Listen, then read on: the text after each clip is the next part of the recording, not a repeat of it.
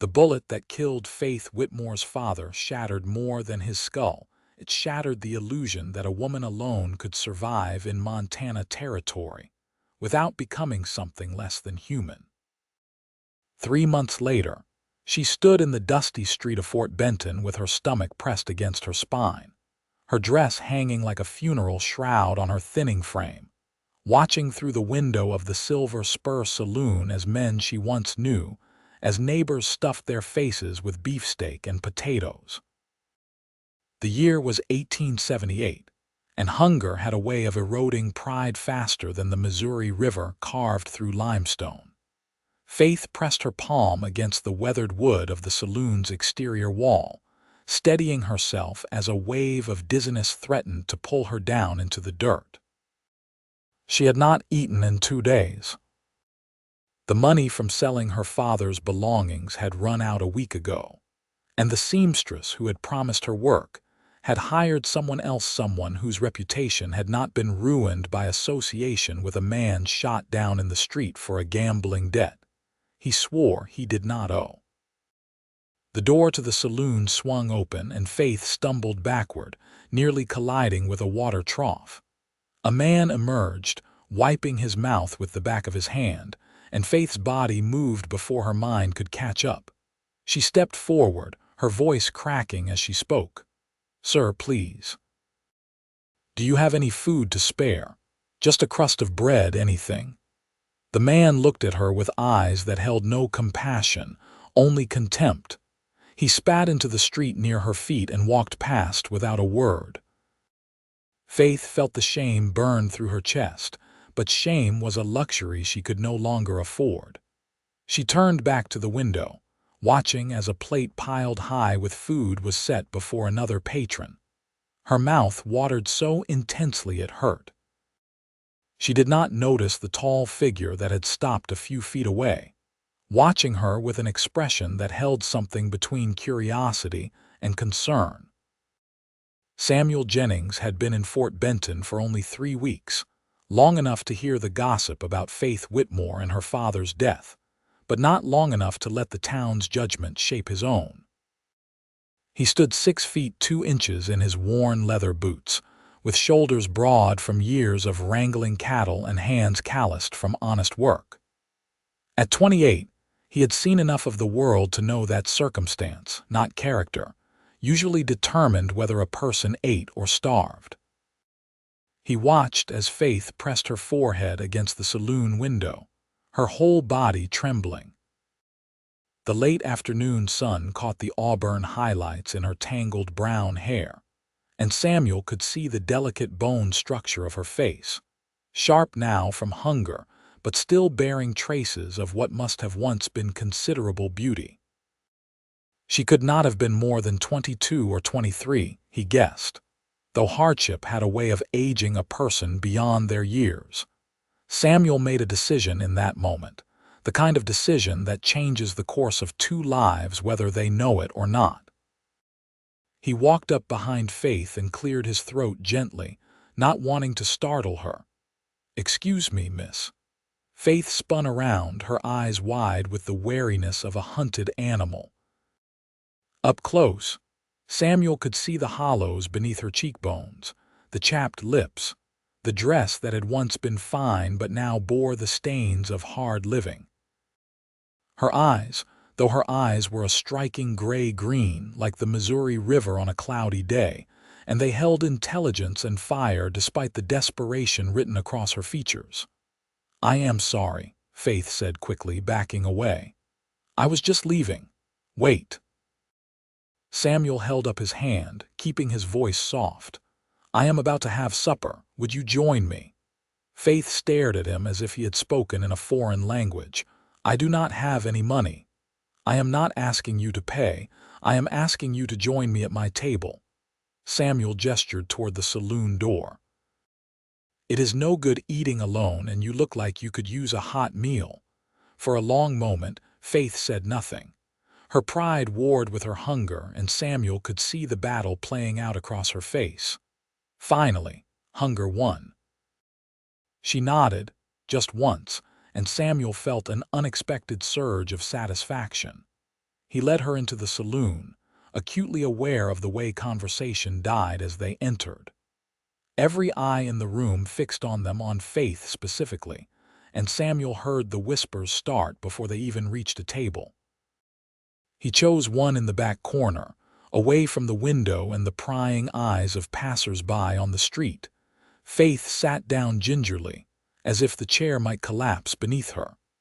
She kept her eyes on the scarred wooden table, her hands folded in her lap.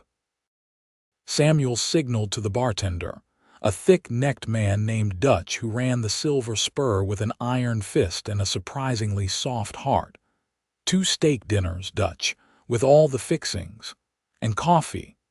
Dutch raised his eyebrows but nodded. As he walked away to place the order with the kitchen, Samuel turned his attention back to Faith. She had not looked up, and he could see her hands trembling in her lap. "My name is Samuel Jennings," he said. "I have been working at the Carter Ranch out past the bluffs." Faith finally met his eyes. "Faith Whitmore, but I suspect you already knew that." "I heard the name," Samuel admitted. "I do not put much stock in gossip." "You should." Faith's voice was bitter. "Gossip is currency in a town like this, and mine is worthless." Before Samuel could respond, Dutch arrived with 2 cups of coffee. Faith wrapped her hands around the cup as if it were a lifeline, breathing in the steam. When she took her first sip, Samuel saw her eyes close in something approaching bliss. It struck him how much he had taken for granted: coffee, food, a roof over his head. Things this woman clearly had been doing without. "How long has it been since you ate?" he asked. Faith set down her cup carefully. 2 days, but I have gone longer." The matter-of-fact way she said it made Samuel's chest tighten with anger, not at her, but at a world that could let a woman starve in the middle of a thriving frontier town. Fort Benton was a major trading post on the Missouri River, bustling with steamboats and commerce. There was money here, opportunity here. Yet Faith Whitmore was begging for scraps outside a saloon. "What happened to your father?" Samuel asked, then immediately regretted the question when he saw Faith's expression shutter closed. "I am sorry. You do not have to answer that." "He was shot outside the Frontier Hotel," Faith said flatly. "They said he owed money to a man named Pike Sullivan.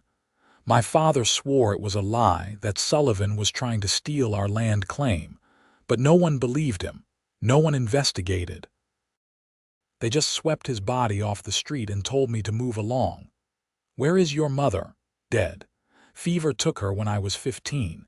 It has been just my father and me for 7 years. Faith's voice cracked on the last word, and she took another sip of coffee to steady herself. It was just my father and me." Samuel wanted to reach across the table and take her hand, but he sensed that Faith Whitmore would not welcome pity or unwanted touch. Instead, he waited as Dutch brought their meals: thick steaks, fried potatoes, green beans, and fresh bread with butter. Faith stared at the plate as if it might disappear if she blinked. "Eat," Samuel said gently. "Take your time." Faith picked up her fork with shaking hands. She cut a small piece of steak and brought it to her mouth, chewing slowly. Samuel watched as tears began to slide down her cheeks, though she made no sound. She ate methodically, as if eating were a task that required all her concentration, and Samuel found himself unable to look away. There was something profoundly intimate about watching someone eat when they had been starving, something that made him feel connected to this stranger in a way he could not quite name. They ate in silence, broken only by the sounds of the saloon around them: laughter, the clink of glasses, the shuffle of cards. When Faith had cleaned half her plate, she sat back, pressing a hand to her stomach. "I cannot eat any more right now," she said. "My stomach has shrunk." "Take the rest with you," Samuel said. He signaled Dutch for a cloth to wrap the remaining food. "You can eat it later." Faith's eyes filled with fresh tears. "Why are you doing this? You do not know me. You do not owe me anything." Samuel considered the question. Why was he doing this? He could have walked past her like everyone else. He could have ignored her desperation and gone about his evening. But something about Faith Whitmore had reached through the armor he had built around himself after years of disappointment and loss, and he found he could not simply walk away. "Because it is the right thing to do," he said finally, "and because I know what it is like to be hungry and alone." Faith studied him with those river-colored eyes, and Samuel had the unsettling feeling that she could see straight through to his bones. "Where are you from?" "Texas, originally. But I have been moving north for the past 5 years, working ranches wherever I can find work." Samuel leaned back in his chair. "I lost my family to sickness. Cholera swept through our town when I was 23. My parents, my younger brother, all gone within a week. After that, I could not stay.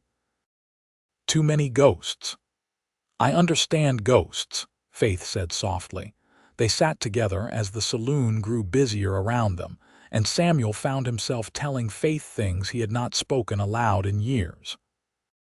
About his childhood in Texas, about learning to ride before he could properly walk, about his father's dream of building a cattle empire that died with him. Faith listened with an intensity that made Samuel feel seen in a way he had not felt in a very long time. When Faith spoke, her words came haltingly at first, then faster, as if a dam had burst. She told him about growing up in Minnesota, about the journey west with her parents when she was 14, full of hope and dreams.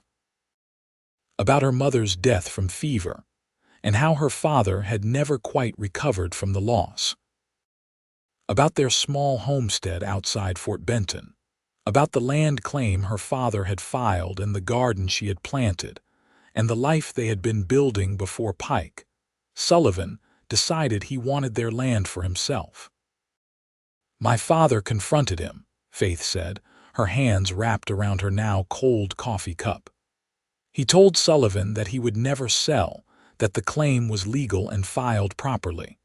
3 days later, Sullivan accused my father of owing him money from a card game. My father barely played cards. He said it was a setup, that Sullivan was going to kill him one way or another. He was right. Did you go to the sheriff?" Faith laughed, a bitter sound with no humor in it. "The sheriff and Sullivan are old friends. He barely looked at my father's body before declaring it a legal killing over a gambling debt. When I tried to press the issue, he told me I should leave town before I ended up in the same position. So I sold everything we had just to survive, but the money ran out. And here I am." Samuel felt a familiar rage building in his chest, the same rage that had driven him north after his family died.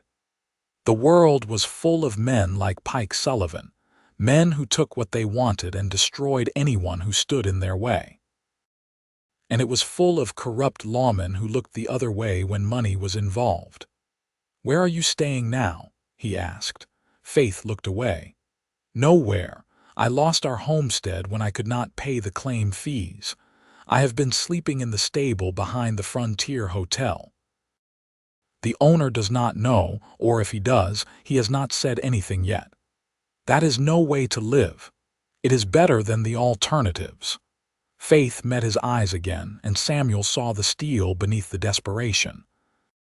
This woman had been beaten down but not broken, and he respected that more than he could say. An idea began to form in Samuel's mind, reckless and impulsive, but feeling right in a way few things in his life had felt. He had saved most of his wages from the past 3 years of work, keeping his expenses minimal and his head down. He had no particular plan for the money, no grand dream pulling him forward. But looking at Faith Whitmore, seeing the intelligence and strength in her despite her circumstances, he felt something shift inside him. "I have a proposition for you," he said. Faith tensed. "I am not that kind of woman. I know that." Samuel kept his voice steady and respectful. "What I am proposing is not that. I am proposing a partnership." "What kind of partnership?" Samuel took a breath. I have money saved, enough to buy a small piece of land and some cattle to start. I have been thinking about settling down, putting down roots, but running a ranch alone is hard. I could use a partner, someone who knows the area and is not afraid of hard work. Faith stared at him as if he had lost his mind. You just met me. Why would you offer me something like that? Because I see something in you that reminds me of myself. Because you are smart and strong and you deserve a chance. Because I believe that people should help each other when they can. Samuel leaned forward. I am not asking you to marry me or promising anything beyond a business partnership. You would have your own space, your own say in how things are run. We would be equals in this venture, partners, equals. Faith repeated the word as if testing its weight. I have not been anyone's equal in a very long time. Then it is past time that changed. Faith was silent for a long moment, her eyes searching his face. Samuel let her look, keeping his expression open and honest. He meant every word he had said, and he wanted her to see that. Why me? She asked finally. You could find another man to partner with, someone who would bring money or cattle of their own. I could, Samuel agreed, but I do not want another man. I want someone who will value what we build because they know what it is like to have nothing. Someone who will fight for it because they have already lost everything once. And truthfully, I trust you more than I would trust most men. You have survived this long on your own, which tells me you are resourceful and tough. Those are the qualities I need in a partner. Faith bit her lower lip, clearly torn. What about the land? Where would we go? There is land available up along the Marias River about 30 miles northeast of here. Good water, decent grazing. Far enough from Fort Benton to avoid most of the politics, but close enough to trade when we need to. Samuel had been looking into it for weeks, gathering information from other ranchers. It would be hard work, especially the first few years, but I think we could make it work. We. Faith said the word softly, as if trying it out. I have been an I for so long, I almost forgot what we feels like. So will you consider it? Faith looked down at the wrapped bundle of food on the table, then back at Samuel. You are either the kindest man I have ever met or the biggest fool. Maybe a bit of both. Samuel allowed himself a small grin. But I am serious about this offer. Sleep on it tonight and give me your answer tomorrow. I will be here at noon. Where will you be tonight? I have a room at the boarding house on River Street. Mrs. Chen runs it. Where will you be? The stable, I suppose. Faith stood up, taking the wrapped food with her. Thank you for the meal, Mr. Jennings, and for treating me like a person instead of garbage to be swept away. Samuel, if we are going to be partners, you should call me Samuel. Faith's lips curved in what might have been the ghost of a smile. Then you should call me Faith. Samuel stood as well, feeling like they had just sealed something important, even though nothing had been officially decided. He watched Faith walk toward the saloon door, her spine straight despite the worn dress and the hunger that still hollowed her features.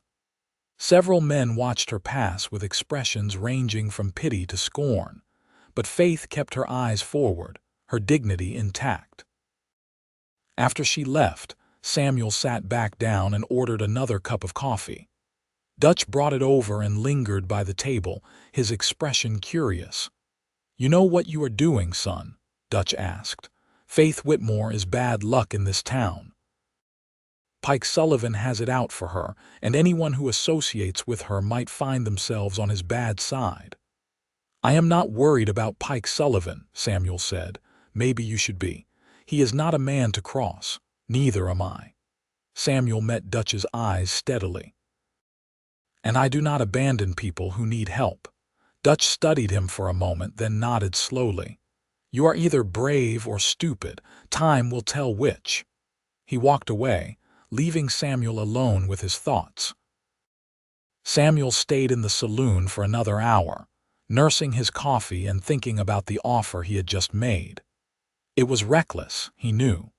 He barely knew Faith Whitmore, had no proof that she would be a good partner or that they could work together successfully.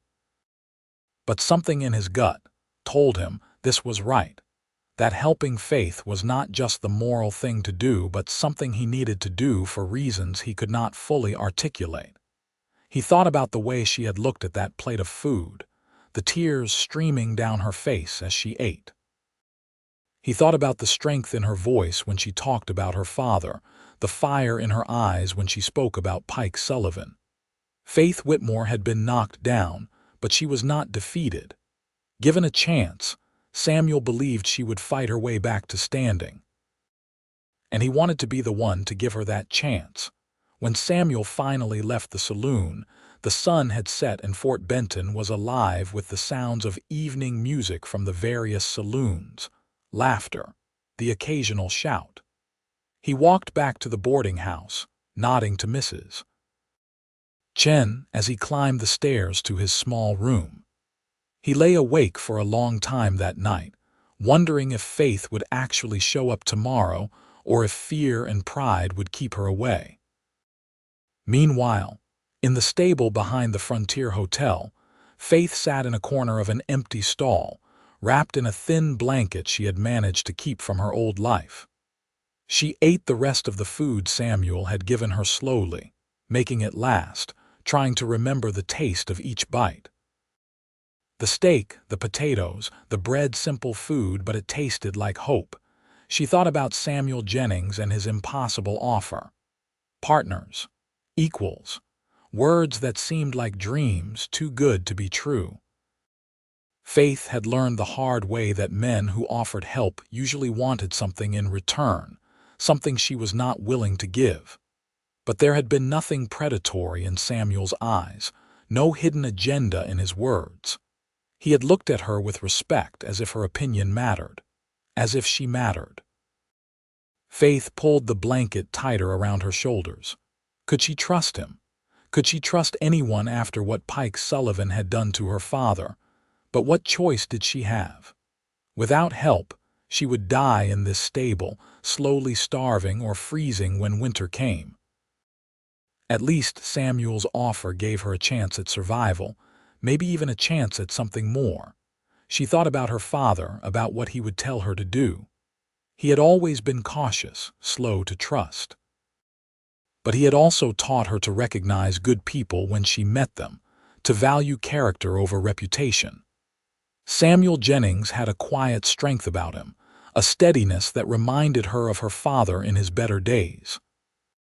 And he had fed her when she was starving, treated her with dignity when everyone else in Fort Benton treated her like filth. Faith closed her eyes and made her decision. Tomorrow at noon, she would go back to the Silver Spur Saloon. She would take Samuel Jennings up on his offer. And if it turned out to be a mistake, well, at least she would have tried. At least she would have reached for something better than slow death in a stable. The next morning, Faith woke before dawn to the sounds of horses being led from the stable. She slipped out before anyone could notice her, carrying her few possessions in a canvas bag. She spent the morning by the Missouri River, washing her face and hands in the cold water, trying to make herself presentable. Her dress was beyond saving, stained and torn, but she did her best to brush the dust from it and smooth her tangled hair. By the time noon approached, Faith's stomach was churning with nerves. She walked slowly toward the Silver Spur, each step feeling like a commitment. When she pushed through the saloon doors, she saw Samuel immediately. He was sitting at the same back table, 2 cups of coffee already on the table, waiting. Samuel looked up as she approached, and the smile that crossed his face was genuine and warm. He stood as she reached the table, pulling out her chair before sitting back down himself. Faith noticed the gesture respectful, treating her like a lady despite her appearance. "I was not sure you would come," Samuel admitted. "Neither was I." Faith sat down and wrapped her hands around the coffee cup. "But I have been thinking about your offer all night." And Faith met his eyes. "I accept. I will be your partner." Samuel's smile widened. Good, I am glad. He reached into his jacket and pulled out a piece of paper. I stopped by the land office this morning. There is a 160-acre parcel available along the Marias River. The price is reasonable, and the land agent says it has good water access and decent grazing. I thought we could ride out there this afternoon, take a look at it together before we make a final decision. Faith stared at him.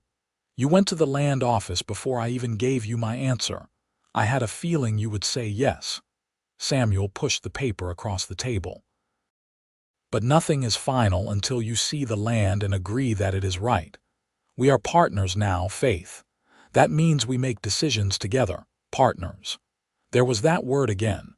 Faith picked up the paper, studying the crude map and the description of the property. 160 acres. It was not huge, but it was more than enough to start a cattle operation. More than she had dared to dream of having again. What about cattle? She asked, her mind already racing ahead to the practicalities. I have enough saved to buy a small starter herd, maybe 20 head to begin with. We will need to build a cabin, fencing, a barn. That will take most of the summer, but if we work hard, we can be set up before the worst of winter hits. Samuel leaned forward. I know it is not much to start with, but it is ours. No one can take it from us. Faith thought about Pike Sullivan, about the land he had stolen from her father.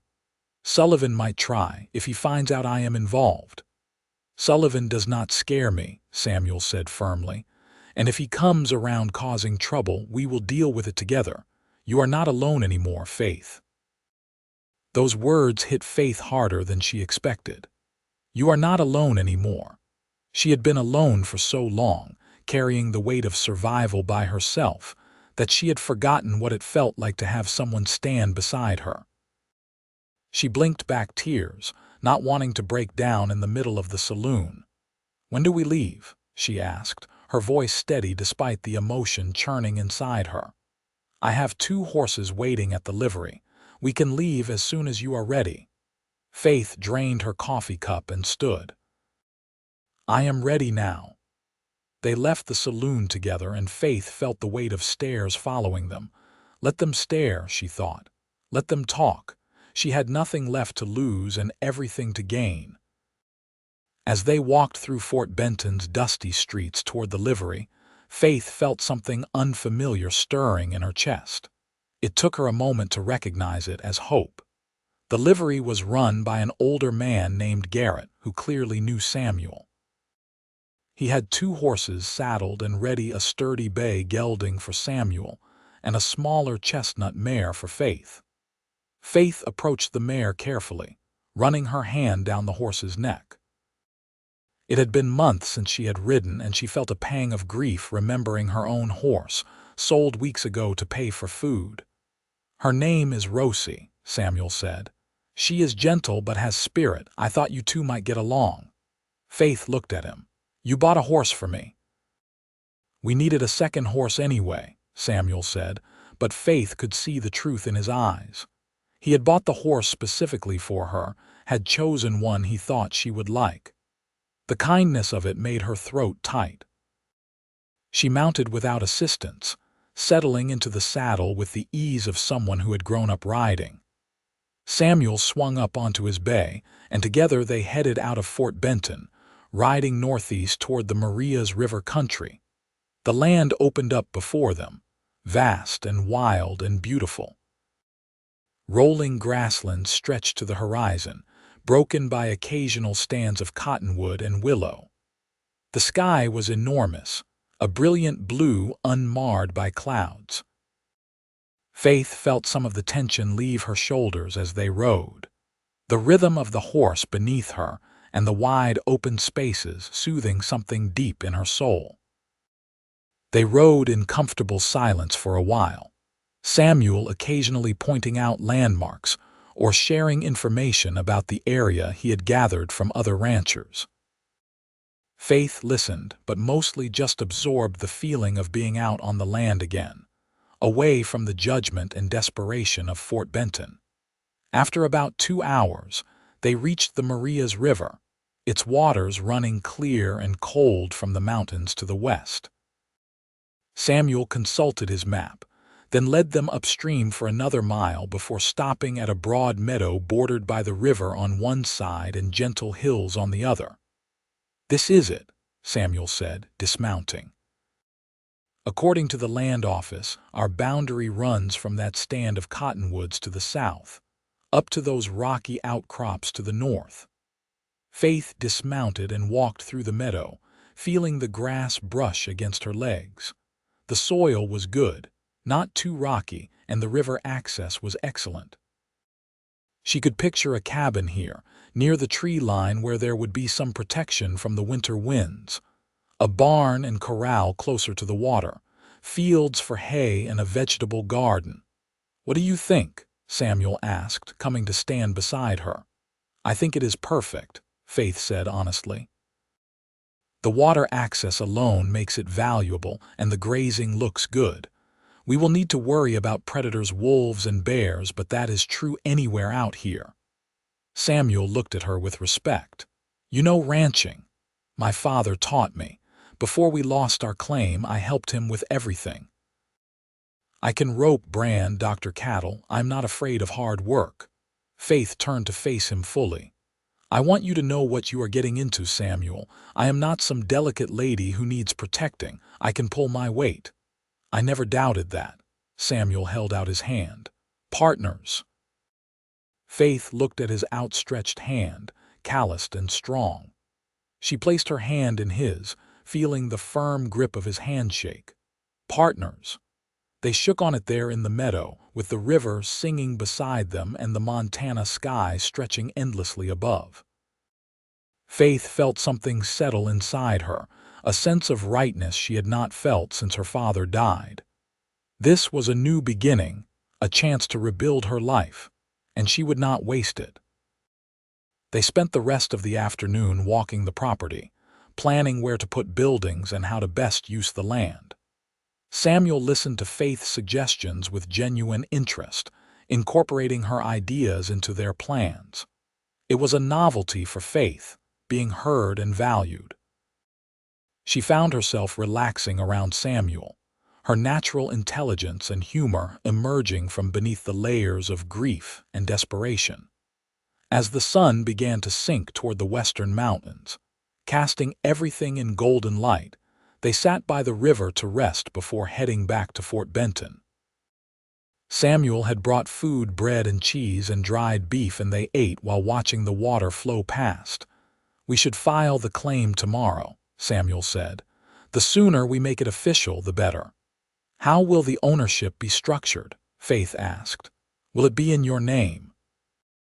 Samuel looked at her, his brown eyes serious. "It will be in both our names. Equal partners, remember. We both have equal stake in this land." Faith felt her throat tighten again. "Samuel, you do not have to do that. You are putting up all the money. And you are putting up your knowledge and your labor. That is just as valuable." Samuel's voice was firm. "I mean what I said, Faith. We are equals in this. The land will be ours, not mine. If you ever want to leave, you will own half and can do with your share as you please." "I will not want to leave," Faith said softly. "Maybe not, but I want you to know you have that choice." Samuel stood and offered her his hand to help her up. "We should head back before it gets dark. We have a big day tomorrow." They rode back to Fort Benton as the stars began to appear overhead, the temperature dropping with the setting sun. Faith felt exhausted but energized, her mind racing with plans and possibilities. For the first time in months, she felt like she had a future worth fighting for. When they reached the town, Samuel insisted on getting Faith a room at Mrs. Chen's boarding house.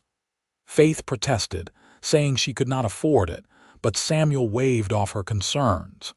"Consider it an advance on your partnership share," he said. "Besides, you need a proper place to sleep and clean up if we are going to be working together."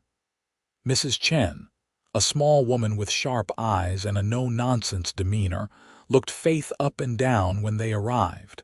Faith braced herself for judgment, but Mrs. Chen simply nodded and led her upstairs to a small but clean room. "Bath is down the hall," Mrs. Chen said. "I will bring hot water. Supper is in an hour." After she left, Faith stood in the middle of the room, hardly believing this was real. A bed with clean sheets, a window with curtains, a wash basin and mirror.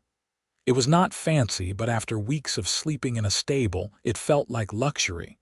There was a knock on the door, and Faith opened it to find Mrs. Chen with an armload of fabric. "These were my daughters," the older woman said, pushing past Faith into the room.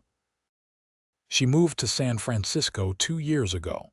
They are just sitting in a trunk gathering dust. You look about her size." Faith stared at the dresses Mrs. Chen laid out on the bed. They were simple but well made, far nicer than anything Faith currently owned. "I cannot pay you for these." "Did I ask for payment?" Mrs. Chen fixed her with a stern look. "Samuel Jennings is a good man. If he is helping you, there must be a reason. Do not insult his judgment or my charity by refusing help when you need it." Faith felt tears prick her eyes again. "Thank you, Mrs. Chen's expression softened slightly. "You are welcome. Now I will have that bath water brought up. Clean yourself up and come down for supper. You look like you need several good meals." After Mrs. Chen left, Faith allowed herself to cry, just for a moment. Not from sadness, but from relief and gratitude. She had forgotten what it felt like to be treated with kindness, to have people help without expecting something terrible in return. She bathed in the hot water, scrubbing away weeks of dirt and despair. She washed her hair, working out the tangles until it fell clean and soft down her back. She put on one of Mrs. Chen's daughter's dresses, a simple blue cotton that fit reasonably well. When she looked in the mirror, she barely recognized herself. She looked human again. She looked like Faith Whitmore instead of some desperate ghost haunting Fort Benton streets.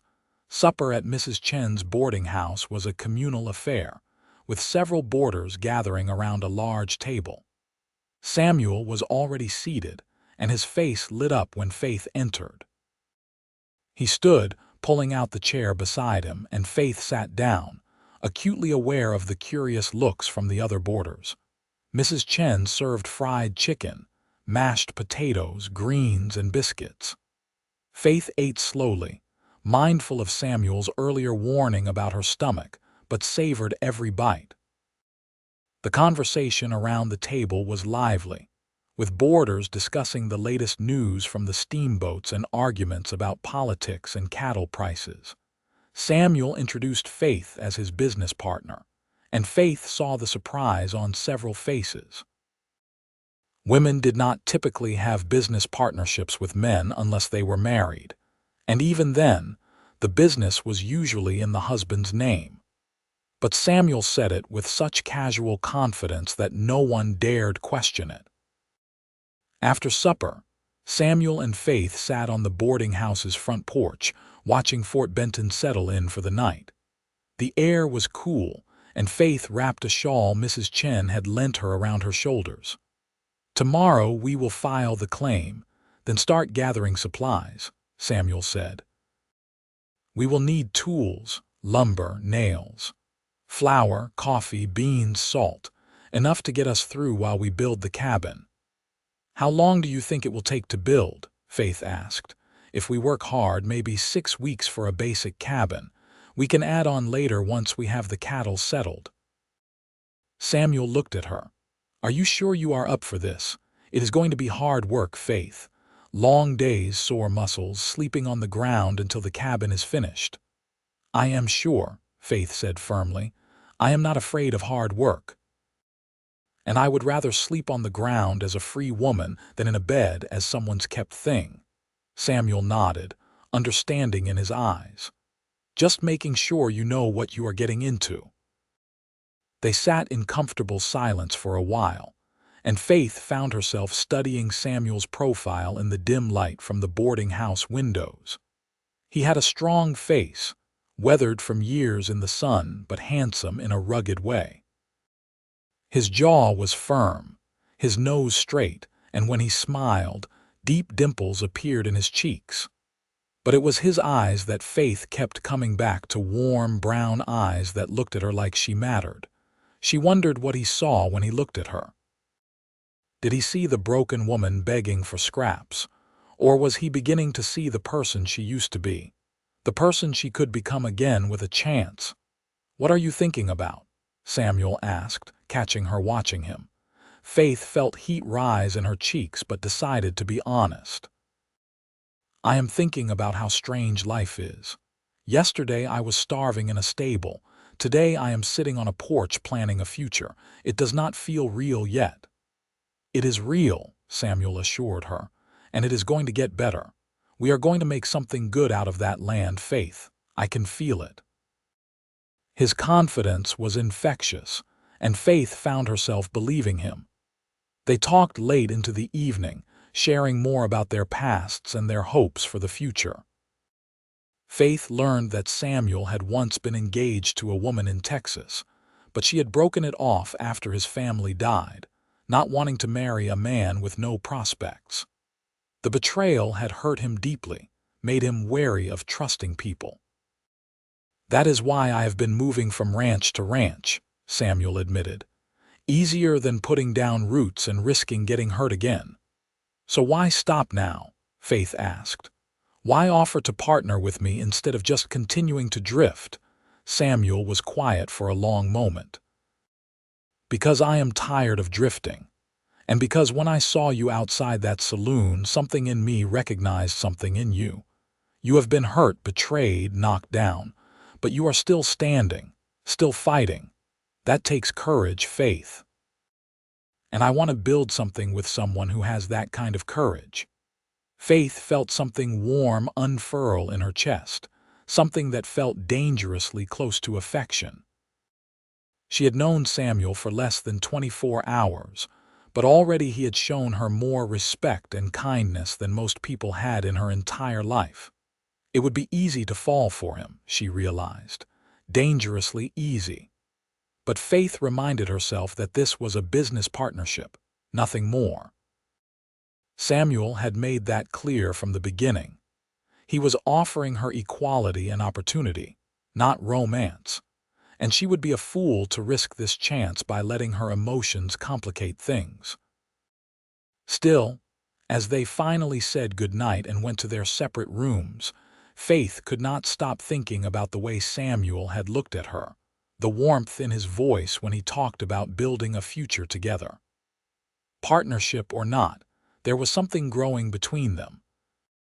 Faith could feel it, fragile and new but undeniably real. The next morning they went to the land office together. The clerk, a pinch-faced man named Morrison, looked surprised when Samuel insisted on putting the claim in both their names. "Are you married?"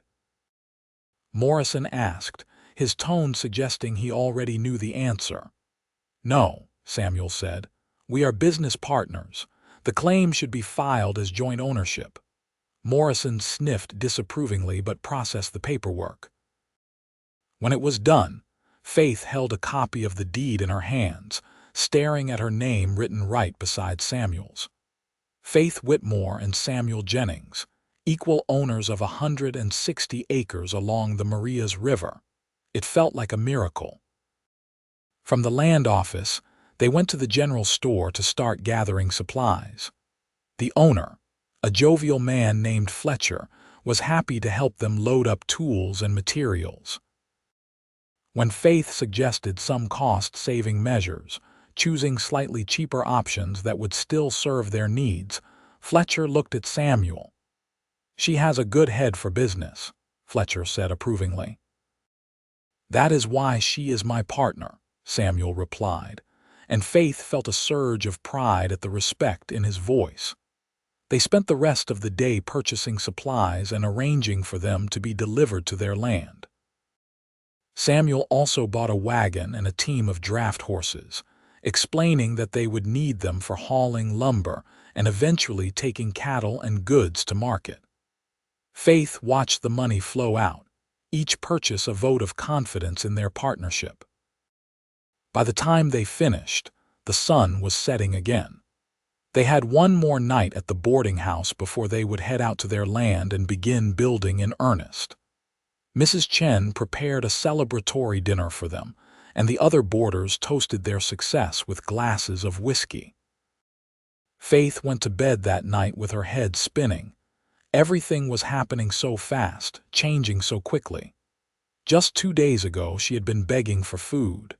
Now she was a landowner, a business partner, on the verge of starting a new life.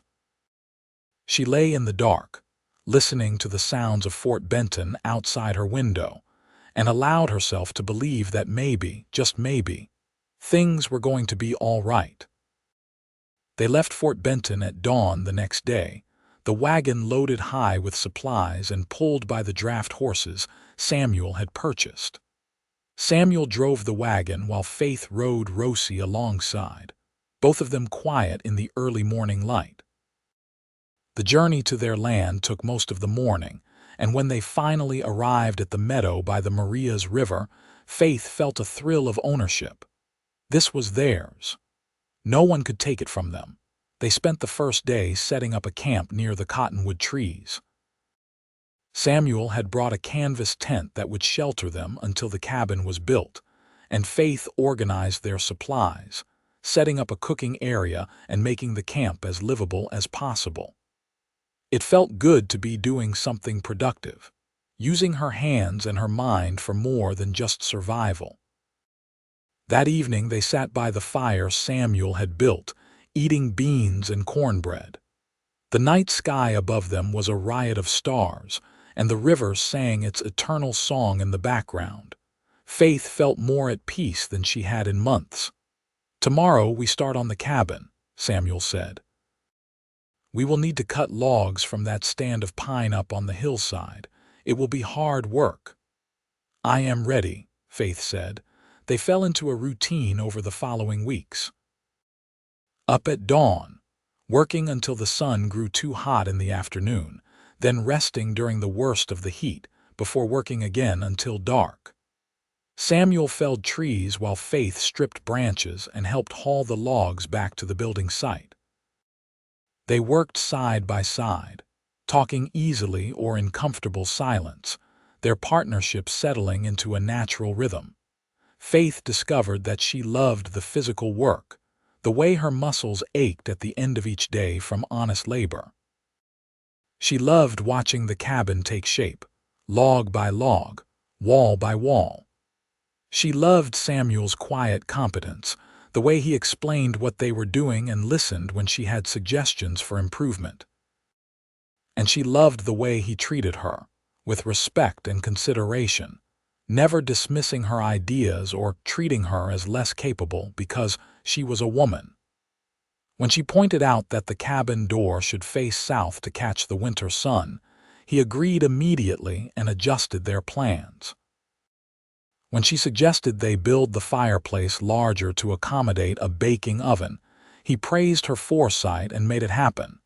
They were careful with each other, maintaining a polite distance despite the intimacy of their situation. They changed clothes in separate areas, gave each other privacy when bathing in the river, kept their conversations focused on practical matters. But Faith was increasingly aware of Samuel as a man, not just a partner. She noticed the way his shoulders flexed when he swung an axe, the sound of his laugh when she said something funny, the gentleness of his hands when he helped her over rough terrain. And sometimes, she caught him looking at her with an expression she could not quite read, something that made her heart beat faster and her breath catch in her throat. One afternoon, about 4 weeks into building the cabin, Faith was up on the roof helping Samuel lay shingles when she lost her footing. She felt herself falling backward, heard Samuel shout her name, and then strong arms caught her, pulling her against a solid chest. They stood there for a moment, Samuel's arms wrapped around her, both of them breathing hard from the scare. "Are you all right?" Samuel asked, his voice rough with concern. Faith nodded, acutely aware of how close they were, of the warmth of his body against hers. She tilted her head back to look at him and found his face inches from hers, his brown eyes dark with something more than worry. For a heartbeat, Faith thought he might kiss her. She wanted him to kiss her, she realized with sudden clarity. Wanted to know what his lips would feel like against hers, what it would be like to be held by him not as a partner but as something more. But Samuel stepped back, releasing her carefully. "You should be more careful up there." "I will," Faith managed, her voice unsteady.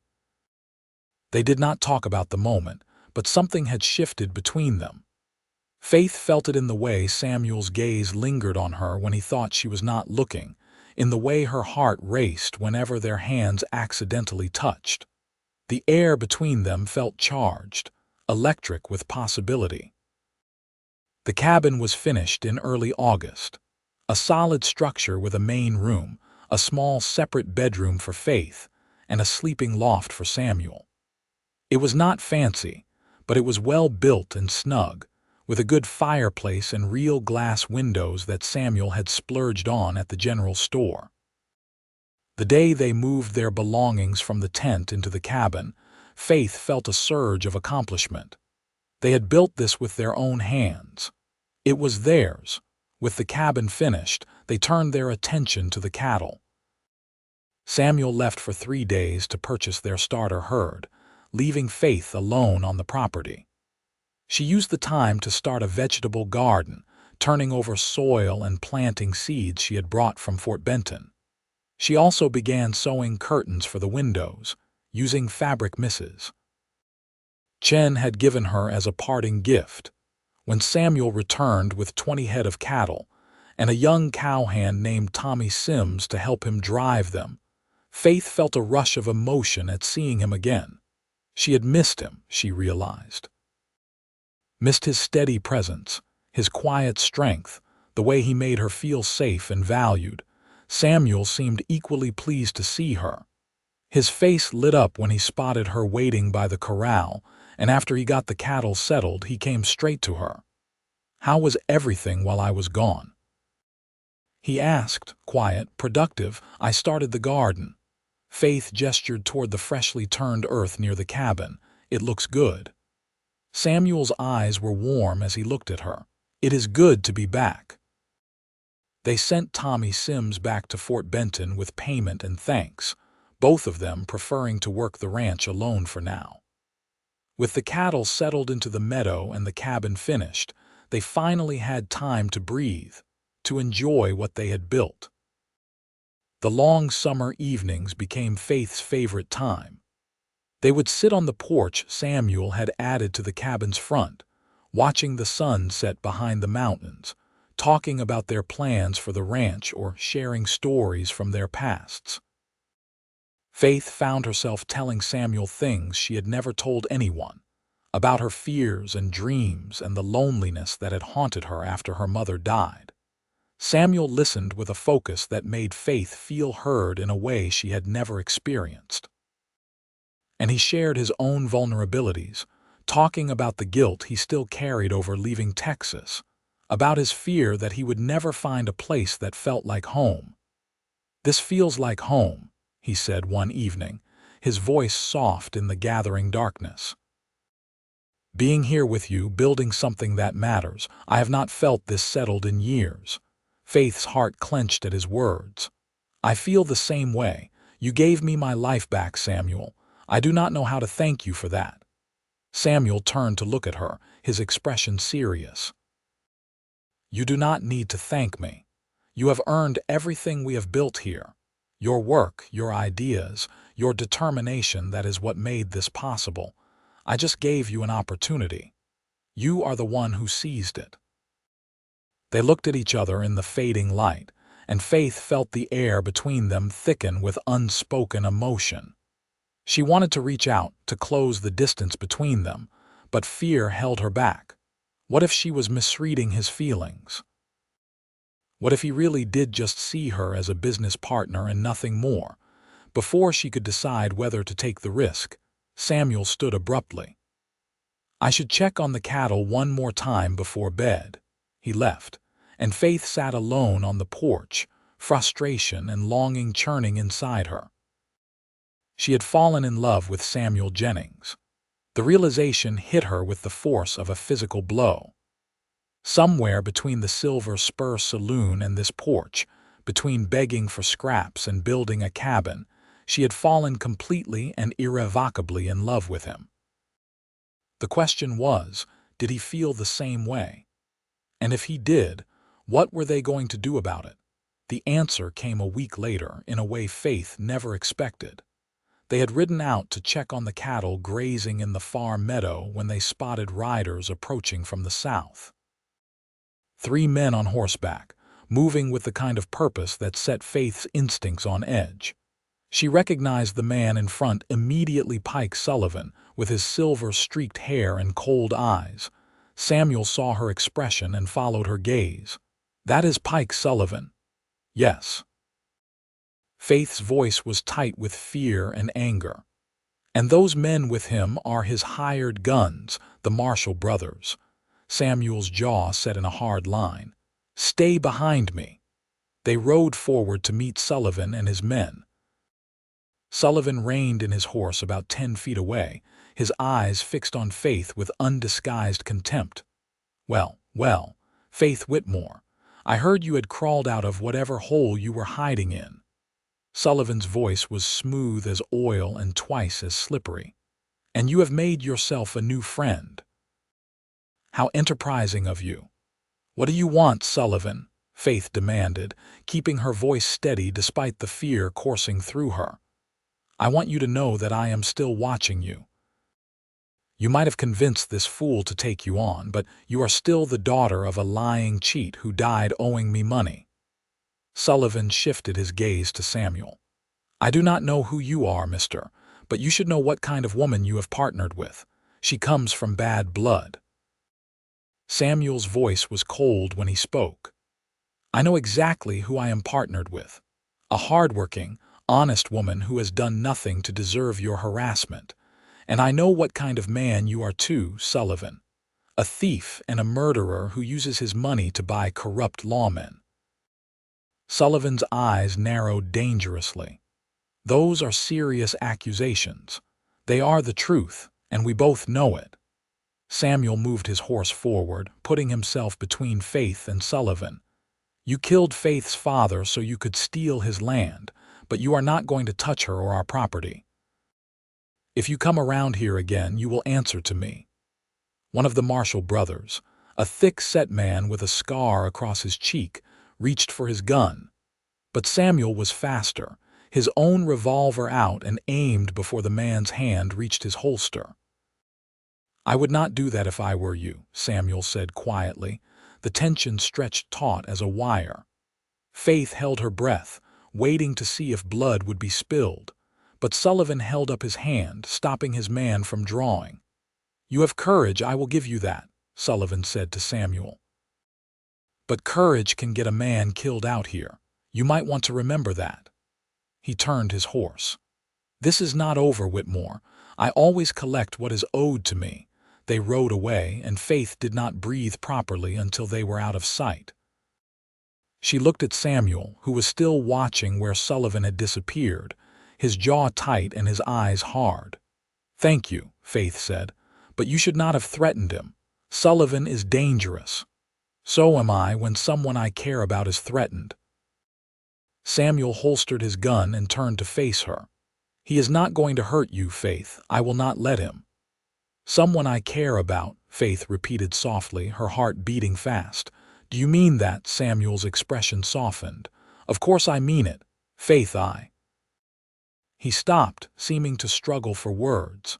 "This partnership, it has become more than just business for me. You have become more than just a partner." Faith felt tears prick her eyes. "Samuel, I have to tell you something. I have been afraid to say it, afraid of ruining what we have built. But after seeing Sullivan, after realizing how short life can be, I cannot keep silent anymore." She took a breath. "I have fallen in love with you. I think I started falling that first day in the saloon when you treated me like a person instead of garbage. And every day since then, every moment we spend together, I fall more." Samuel stared at her, his expression unreadable. For a horrible moment, Faith thought she had made a terrible mistake, that she had just destroyed their partnership with her confession. But then Samuel swung down from his horse and crossed to her, reaching up to help her dismount. When her feet touched the ground, Samuel kept his hands on her waist, looking down at her with such intensity that Faith could hardly breathe. "Faith Whitmore, I have been in love with you for weeks now," he said, his voice rough with emotion. "I have been terrified to tell you, afraid you would think I only helped you because I wanted something from you. But that is not why I did it. I helped you because it was right. But I fell in love with you because of who you are, your strength, your intelligence, your courage, your heart. You are the most remarkable woman I have ever met, and I want more than a business partnership with you. I want everything, if you will have me." Faith felt tears streaming down her face, but this time they were tears of joy. "Yes, yes, I will have you, all of you." Samuel pulled her into his arms, holding her close, and Faith wrapped her arms around his neck. They stood there for a long moment, just holding each other, hearts beating in sync. Then Samuel pulled back just enough to cup her face in his hands. "May I kiss you?" he asked, his voice soft. "Please," Faith whispered. Samuel lowered his lips to hers, and Faith felt the world fall away. The kiss was gentle at first, tentative, as if they were both afraid of breaking the spell. But then it deepened, passion rising between them like a flame catching tinder. Faith had been kissed before, but never like this, never with this combination of tenderness and desire that made her feel cherished and wanted all at once. When they finally broke apart, both breathing hard, Samuel rested his forehead against hers. "I have wanted to do that for so long." "Then why did you wait?" Faith asked, her lips curving in a smile. "Because I needed you to know you were my equal first. I needed you to see your own worth, to understand that you did not owe me anything. I wanted you to choose me freely, not because you felt obligated or grateful." Samuel's thumbs traced her cheekbones. "Do you understand?" Faith felt her love for him deepen even further. Of course he had waited. Of course he had been thinking of her dignity and autonomy above his own desires. That was who Samuel Jennings was, a man who valued her as a person, not just as a woman he wanted. "I understand," she said, "and I love you all the more for it." They rode back to the cabin holding hands, unable to stop touching each other, unable to stop smiling. The world felt new and bright, full of possibilities. When they reached the cabin, Samuel helped Faith down from her horse, pulling her close again for another kiss. "We should probably talk about what comes next," Faith said when they came up for air. "What do you want to come next?" Samuel asked. Faith thought about it. "I want what we have been building to continue. I want to work the ranch together as partners.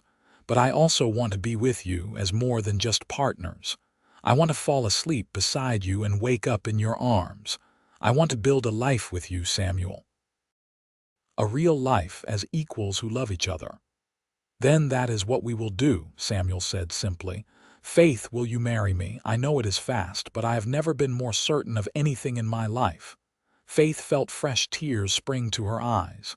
"Yes, yes, I will marry you." They were married a week later in Fort Benton, with Mrs. Chen and Dutch from the Silver Spur standing as witnesses. Faith wore a dress Mrs. Chen had made specially for the occasion, a simple but elegant cream-colored gown that made her feel beautiful. Samuel wore his best clothes and looked so handsome that Faith's breath caught when she saw him waiting for her at the small church. The ceremony was brief but heartfelt, and when the minister pronounced them husband and wife, Samuel kissed Faith with a passion that made Mrs. Chen laugh and Dutch clear his throat uncomfortably. They celebrated with a dinner at the Silver Spur, where Dutch had prepared a special meal and even baked a cake. Several people from town came to offer congratulations, including Fletcher from the general store and Garrett from the livery. When they returned to their ranch as husband and wife, Samuel carried Faith over the threshold of the cabin, both of them laughing. He set her down gently, but they did not move apart, wrapped in each other's arms. "Welcome home, Mrs. Jennings," Samuel said softly. "It feels good to be home," Faith replied. "It feels good to be yours." "And you are mine," Samuel confirmed, lowering his lips to hers. "As I am yours, equals, partners, forever." Their wedding night was tender and passionate, a celebration of the love they had found in each other. Samuel treated Faith with reverence and desire, taking his time to show her how much she meant to him. And Faith gave herself to him fully, without reservation, knowing she was loved and valued and safe. The months that followed were the happiest of Faith's life. She and Samuel worked the ranch together during the day, building their herd and improving their property. And at night, they came together as husband and wife, their passion for each other growing deeper with each passing day. They talked about everything, sharing their thoughts and feelings openly, building a foundation of trust and communication that made their marriage strong. The threats from Pike Sullivan continued sporadically. He would ride by their property, making veiled comments about bad luck and accidents. Once, they found a section of their fence cut, letting some cattle wander off. But Samuel and Faith faced each challenge together, refusing to be intimidated. In October, Samuel rode into Fort Benton to pick up supplies and returned with news that made Faith's heart sing. Pike Sullivan had been arrested by federal marshals for cattle rustling on a massive scale. Apparently, several ranchers had banded together to investigate the disappearance of their livestock, and the evidence had led straight to Sullivan. He was being held in the territorial prison, awaiting trial. "It is over," Samuel said, pulling Faith into his arms. "He cannot hurt you anymore." Faith cried with relief, letting go of the fear she had been carrying for so long. With Sullivan behind bars, they could finally live without looking over their shoulders. They could just be happy. Winter came early that year, blanketing their ranch in snow. But the cabin was tight and warm, and they had laid in plenty of supplies. Samuel and Faith spent the long winter evenings by the fire, planning for the future and dreaming about what they would build together. They talked about expanding their herd, about possibly hiring help in a few years, about children. "How many children do you want?" Faith asked one night, snuggled against Samuel's side on the sofa he had built for the cabin. "As many as we can handle," Samuel said, pressing a kiss to her hair. "I always wanted a big family. What about you?" "I want that too. I hated being an only child, especially after my mother died. I want our children to have siblings, to never feel alone the way I did." Samuel tightened his arms around her. "They will never be alone, and neither will you. I promise you that, Faith." Spring came with a rush of green growth and new calves. Faith discovered she was pregnant in April, and Samuel's joy was so complete that it made her cry happy tears. He became even more protective of her, trying to take on all the heavy work himself, but Faith refused to be coddled. "I am pregnant, not an invalid," she told him firmly. "I can still work. I will just be more careful." Their son was born in December of 1879, on the coldest night of the year. Samuel paced the cabin floor while Mrs. Chen, who had come to help with the birth, attended to Faith. When the baby's cry finally pierced the air, Samuel burst into the bedroom, his face white with worry. "Faith, are you all right?" "I am fine," Faith said, exhausted but glowing with happiness. She held out the bundle in her arms. "Come meet your son." Samuel approached slowly, almost reverently. When he looked down at the tiny red-faced infant, tears streamed down his face. "He is perfect." "He is," Faith agreed. "What should we name him?" They had discussed names for months but never quite settled on one. Now, looking at their son, Samuel said, "Thomas, after my father. Thomas Henry Jennings." Thomas, Faith repeated, testing it out. Tommy, I love it. The years that followed were full and rich.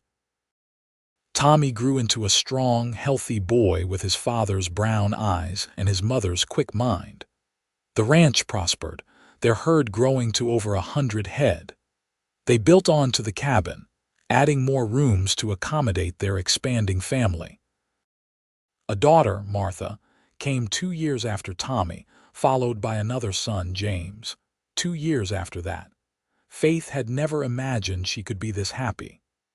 The woman who had begged for scraps outside the Silver Spur saloon felt like a different person, a ghost from another lifetime.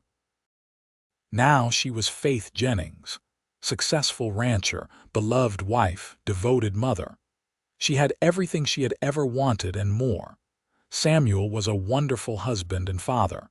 He never made Faith feel less than his equal, always consulting her on decisions about the ranch and the family.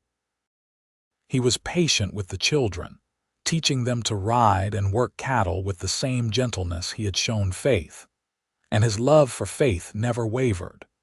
Even after years of marriage, he still looked at her like she was the most precious thing in his world.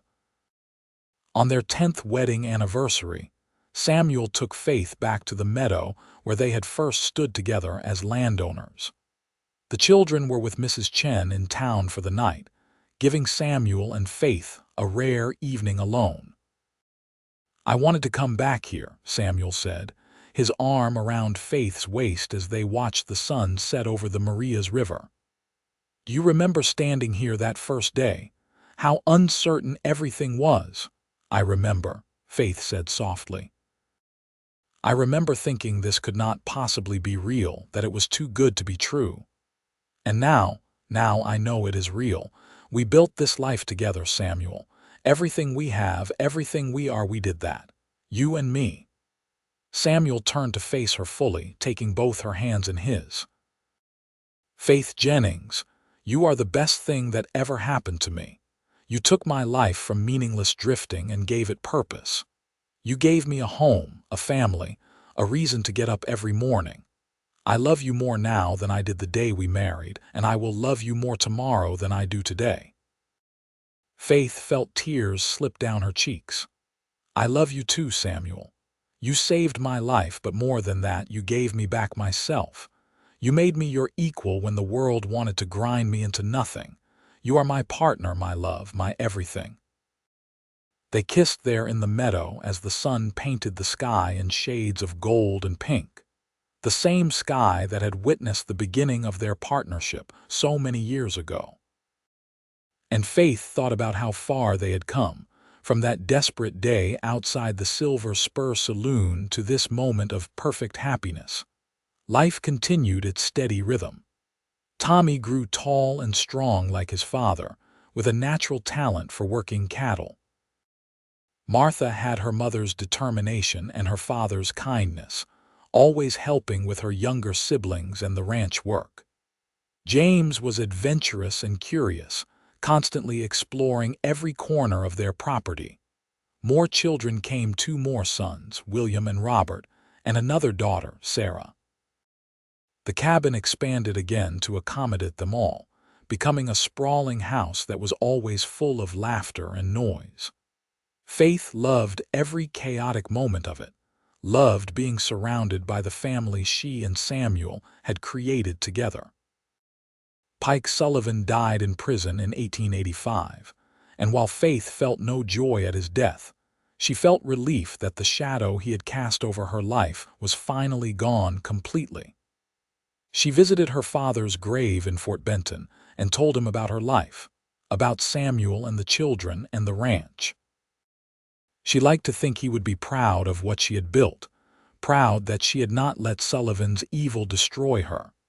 As the years passed, Samuel's hair turned gray at the temples and Faith found silver threads in her own auburn locks. But their love only grew stronger, deepened by time and shared experiences. They weathered droughts and hard winters together. They celebrated their children's accomplishments and comforted them through failures. They built a legacy that would last beyond their own lives. Tommy married a young woman named Elizabeth from Fort Benton in 1900, and they built their own cabin on a corner of the ranch land. Martha married a doctor and moved to Helena, though she visited often. James chose to join the Army, serving with distinction before returning to Montana to work the ranch with his father and brother. William became a teacher, while Robert followed his grandfather's footsteps into cattle ranching. Sarah, their youngest, showed a gift for art and went east to study, though she always came home for Christmas. On their 30th wedding anniversary, surrounded by children and grandchildren, Samuel raised a glass in toast to Faith. His hair was fully gray now, and lines creased his weathered face, but his eyes held the same warmth they had held that first day in the Silver Spur Saloon. "To my wife, my partner, my equal," Samuel said, his voice carrying across the crowded room. 30 years ago, I asked you to build a life with me, and you said yes. It has been the greatest adventure of my life. Every day with you is a gift, Faith. Here is to 30 more years. To 30 more years, everyone echoed, raising their glasses. Faith smiled through happy tears, looking around at the life they had built. Tommy stood with Elizabeth and their 3 children. Martha held her youngest baby while her older 2 played on the floor. James stood tall in his army dress uniform, home on leave. William and Robert argued good-naturedly about cattle breeding. Sarah showed her grandmother a sketch she had made of the ranch house. This was what Faith and Samuel had created together. Not just a successful ranch or a house full of people, but a family bound by love and respect. A legacy of partnership and equality that would carry on long after they were gone. As the party continued around them, Samuel pulled Faith aside onto the porch they had sat on so many evenings over the years. The same mountains rose in the distance, the same river sang its eternal song. But so much had changed since that first evening they had sat here as partners, both afraid to admit their feelings. "What are you thinking about?" Faith asked, lacing her fingers through Samuel's. "I am thinking about a young woman I saw begging outside a saloon 30 years ago," Samuel said. "How scared she was, how desperate, how brave, and I am thinking about how grateful I am that I did not walk past her that day." "I am grateful you stopped too," Faith said. "You changed my life, Samuel. You gave me everything." "No," Samuel said firmly, turning to face her and cupping her face in his weathered hands. "We gave each other everything. That is what partnership means, what equality means. We built this life together, Faith. You were never a charity case or someone I rescued. You were always my equal, from that very first meal at the Silver Spur. And look what we created together." Faith leaned into his touch, still feeling the same flutter in her heart she had felt with their first kiss. "I love you, Samuel Jennings. I will love you until my last breath and beyond." "And I love you, Faith Jennings, my partner, my equal, my everything." They kissed there on the porch, surrounded by the sound of their family celebrating inside, the Montana sky spreading endlessly above them. And Faith thought about the journey that had brought them here, from desperation and hunger to love and abundance. It had not been easy. There had been hard times, struggles, moments of doubt. But they had faced everything together, as equals, as partners, as 2 people who had chosen each other and built something beautiful from that choice. The years continued to roll by, bringing with them the inevitable changes of age. Samuel's steps grew slower, his back more bent from decades of hard work. Faith's hands became gnarled with arthritis, though she still insisted on tending her garden every spring. But their love remained constant, a steady flame that warmed them both. They celebrated their 50th wedding anniversary surrounded by children, grandchildren, and even a few great-grandchildren. The ranch had grown to over 500 acres, with Tommy now running the day-to-day operations while Samuel served as an advisor and storyteller to the younger generations. Faith spent her days baking for the growing family and teaching her granddaughters the skills her mother had taught her. One evening in the summer of 1928, as the sun set over the familiar mountains, Faith and Samuel sat together on their porch as they had done thousands of times before. Samuel held Faith's hand, his grip still strong despite his 82 years. "You have any regrets?" Samuel asked.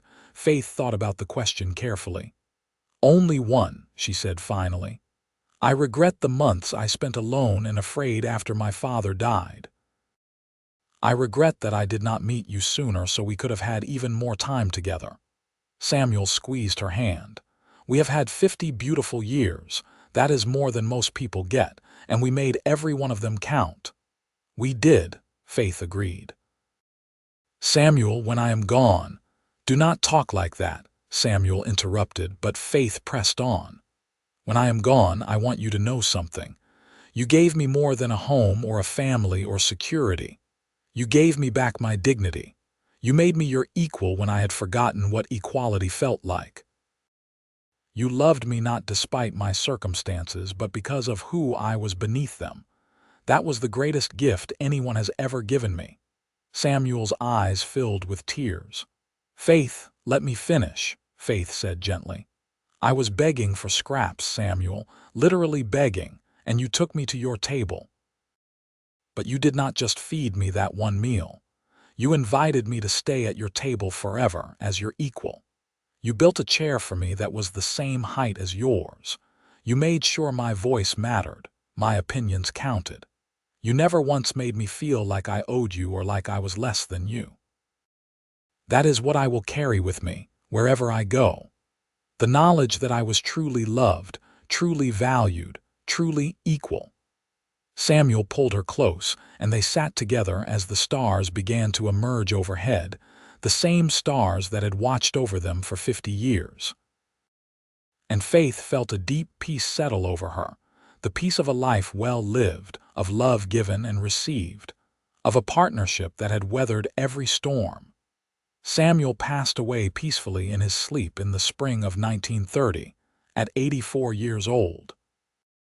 Faith held his hand as he took his last breath, and though her heart broke, she was grateful they had been together until the end. True to the love they had shared, Samuel's last words were about her. "My Faith, my equal, my everything." Faith lived another 3 years, surrounded by the family she and Samuel had created. She spent her final days on the porch of the house they had built together, looking out over the land they had claimed and worked and loved. She told stories to her great-grandchildren about their great-grandfather, about the cowboy who had found her begging for scraps and made her his equal. When Faith passed away in the autumn of 1933, the whole county came to her funeral. She was remembered as a pioneering woman, a successful rancher, a beloved mother and grandmother. But those who knew her best remembered her as the woman who had taken a second chance, turned it into a legacy of love, equality, and partnership that would echo through generations. She was buried beside Samuel, under the Montana sky they had both loved, near the Marias River that had witnessed their beginning. The headstone, carved by their grandson William, reads simply, "Faith and Samuel Jennings, partners, equals, forever." And in the cabin that had grown into a house, in the ranch that had grown from 20 head to a thriving operation, in the family that had grown from 2 desperate souls to dozens of descendants, their love story lived on. The story of a cowboy who saw worth where others saw waste, who offered partnership where others offered pity, who made a starving woman his equal and loved her for 50 years. It was a love story born in desperation and forged in hard work. It was a story of dignity restored and trust built. It was a story of 2 people who chose each other and built something beautiful together, something that lasted long after they were gone. And it all started with one simple act of kindness, a cowboy inviting a hungry woman to his table, offering her not just food but equality, not just survival but a future. That single moment of compassion had rippled outward, creating waves of love and family and legacy that would endure for generations. In the end, that was what Faith and Samuel's story was really about. Not rescue or charity, but recognition. Samuel had seen Faith's worth when she could not see it herself, and Faith had seen Samuel's kindness and met it with her own strength and courage. Together, they had built something neither could have created alone, a partnership of true equals, a love that transcended circumstance, a life that proved what was possible when two people chose to see the best in each other. Their descendants still work the land today, still tell the story of Faith and Samuel, the great-great-grandparents who started it all. And when they sit on the porch of the old house on summer evenings, watching the sun set over the same mountains, they remember the lesson that Faith and Samuel's love taught them. That true partnership means equality, that real love means respect, and that everyone deserves a seat at the table, not as a charity case, not as someone less than, but as an equal with something valuable to offer. That was the legacy Faith and Samuel left behind. Not just land or cattle or a successful ranch, but a model of how people should treat each other, how love should work, how equality should look. It was a legacy born in a moment of compassion outside a saloon in Fort Benton, Montana, in 1878, when a cowboy saw a woman begging for scraps and decided to make her his equal instead. And it was a legacy that would never die.